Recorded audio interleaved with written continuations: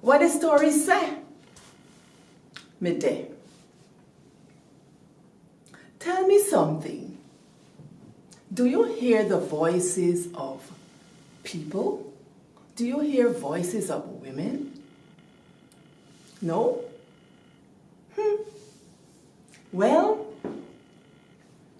I hear the voice of a woman, and she's not my mother. This woman, her name is Cousin Henrietta. Let me tell you about Cousin Henrietta.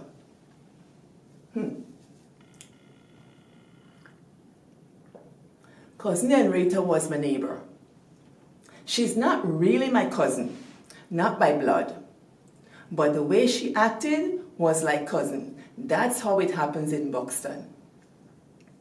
And I take it on good authority from Teacher Cheryl Glenn that in Buxton, everybody is cousin somebody. That is philosophy. Everybody is cousin somebody. You see, Buxton people, for the most part, they look out for each other. They're like everywhere else. You get a couple bad apples or a couple rotten cassava, but it's okay. So, I hear Cousin Henrietta's voice almost every day. And you see, like today, this morning it was -7 degrees. Right now, I think it's 1 degree. 1 degree awful. Well, Cousin Henrietta lived near to us, and every day before school, I would get ready and go to her house to wait for her daughter. Her name was Doreen. Well, one day, I went to the house and I shouted, Doreen, Doreen, let's go, let me go, let me go. And Doreen bolted out the house. But before she could reach to the gate, Cousin Henrietta was by the door with a big cup and a comb, and she hollered out, Noreen, come back in this house and drink your tea. Drink your tea before gas full you up, and then you go say somebody do you. I never forget Cousin Henrietta's voice. Not at all. So every time I hustle out the house without drinking the tea, I guilty. Because Cousin Henrietta taught me something.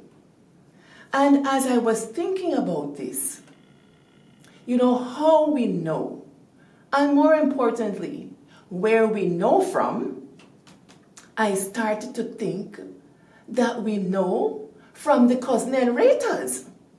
And we also know while we're waiting for our friends. And we know from the yard and from the bottom house. Now, I call knowing from the yard Beniba Kwashiba teaching framework from the village. Let me break it down for you. You know, in the village, we have a saying, a proverb as a matter of fact. African proverb because it has African names. And all my growing up years, I never hear nobody named Beniba and Kwashiba. But the proverb goes like this. Hint a Beniba, make Kwashiba take notice. In English, that means a hint given to Beniba makes Kwashiba take notice. That means this kind of teaching framework comes by hints. It's not necessarily openly spoken. It's sort of like a quiz. And the learners must be aware. We call that salient. It must be salient. They must have saliency. And they must listen and maybe enact what they learn. But they have to enact it because of critical thinking. So when Cousin Henrietta say, drink your tea before gas fill you up, okay, I got that. That made sense.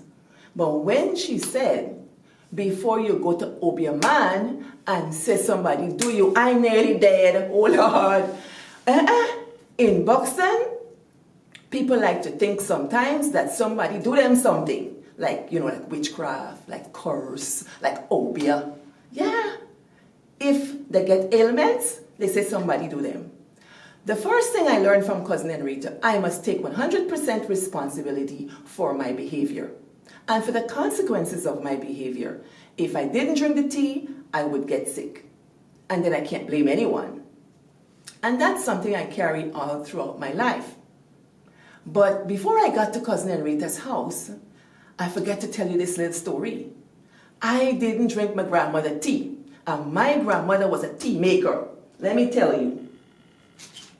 You see, coffee in this little hot water is tea. You see Lipton tea in this hot water with a little sugar. Demerara brown sugar is tea. Ovaltine is tea. And this is tea. This is bush. Herbs is tea. My grandmother used to boil that bush until it black like Lamaha Canal. I tell you, I believe that woman would have given cirrhosis of the liver, but these old people knew how to do it. Tea was supposed to be good for your skin, make you get nice skin. Y'all tell me what you think about drinking tea. And I didn't like my grandmother's tea. Not that bush tea. I hated bush tea. So she used to make this tea and she used to sit on a bench right by the dining room door so you can't escape. But my grandmother thought she was smart, but we were smarter. So before we get the tea, the night before we put 5 bottles under the table, 5 drink bottles. And then we would wait until she gave us the tea. Now this tea has no milk inside and we didn't like this tea. So we would pour the tea in the bottles under the table. She had this nice table covered with plastic tablecloth, apples and so on it. Well, we never had no apples growing up, but apples on the table. So she would be singing there, and my grandmother and Bob loved to hum a church music.